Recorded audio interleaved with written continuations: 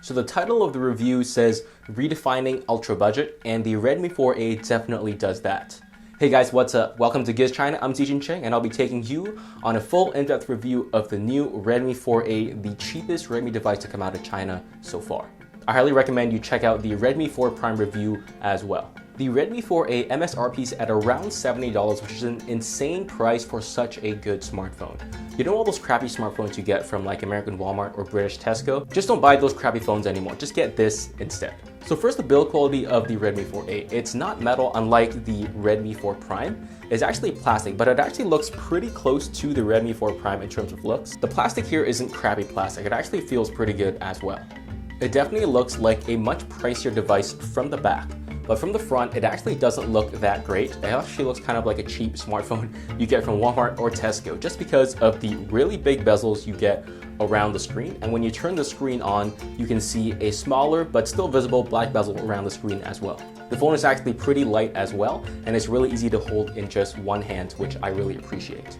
So overall, I don't have many complaints about the smartphone, especially for $70. It's plastic, yes, but it's pretty good plastic. The only complaints I do have are the really big bezels around the screen and the smaller but still visible bezels around the screen when you turn it on. We have a pretty average looking 720p screen, and as a device reviewer, I see a lot of screens, so this one didn't really jump out at me as something that was really good. But when you consider the price of this smartphone, the screen here is actually pretty decent for the price. It's actually pretty comparable to quite a few mid-range devices out there in terms of color saturation, in terms of clarity, at least for 720p displays.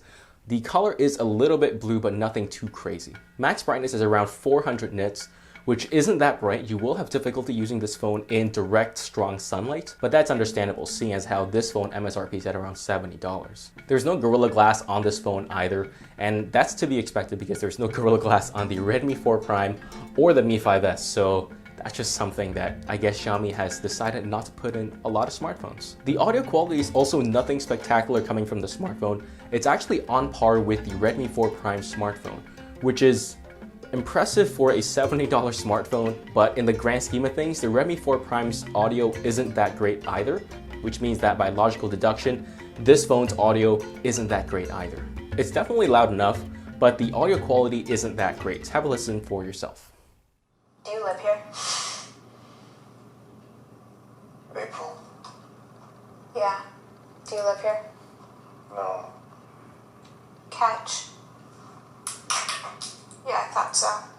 I went home, but I had this strange feeling that there was something wrong with you, so I came back. It's just a minor medical issue. AIDS? No, I'm safe. Blindness? No. Is it like a parasite or a virus or something you get from a bee? I have a hernia. Do you have syphilis? I said it's a hernia. I know. It's possible to have two things. Do you need a ride to the hospital? Yes, please. Okay. But I rode my bike here, so I have to go home and get my dad's station wagon. Thank you. Bye.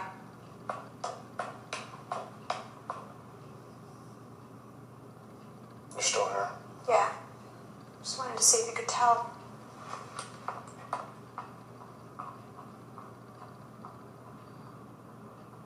Are you still here? So battery life here is obviously not going to be as good as the Redmi 4 Prime or even the Redmi 4, just because it only has a 3000 mAh battery. But I really do hope that battery life here is at least decent. Otherwise, it could be a deal breaker for me and for you possibly as well. So thankfully, the Redmi 4A actually has pretty decent battery life. Sure, it's not as crazy as the Redmi 4 or as out of this world as the Redmi 4 Prime, but it's definitely good enough. I was able to get 4 to 5 hours of screen on time over a 16-hour day, no problem on this 3000 mAh battery, which is pretty impressive. So unless you are an insane heavy power user, for example me, you're gonna have no problem getting through a single day with this smartphone at all. Heavy users might have a little bit of an issue just because the battery life here might be a bit on the edge of accommodating heavy users, but it also has Quick Charge 2.0, which you can use to top up the battery pretty fast as well. We have Android 6.0 Marshmallow as well with MIUI 8 installed. I won't go into all the features of MIUI 8 because it's pretty much standard on every Xiaomi phone available so far. So let's jump straight into performance. Speed is pretty good. Opening and closing light apps is really fast. Heavy apps is a little bit slower. Actually, use in the app isn't actually that slow. It's launching the app where you see the slowdown compared to light apps. There is a definite difference between launching heavy apps on this phone compared to the Redmi 4 Prime, but it's nothing too great. Where you do see significant slowdowns is in multitasking, because this phone only has 2 GB of RAM, which really isn't enough when you're considering that MIUI 8 takes up a big chunk of that RAM as well.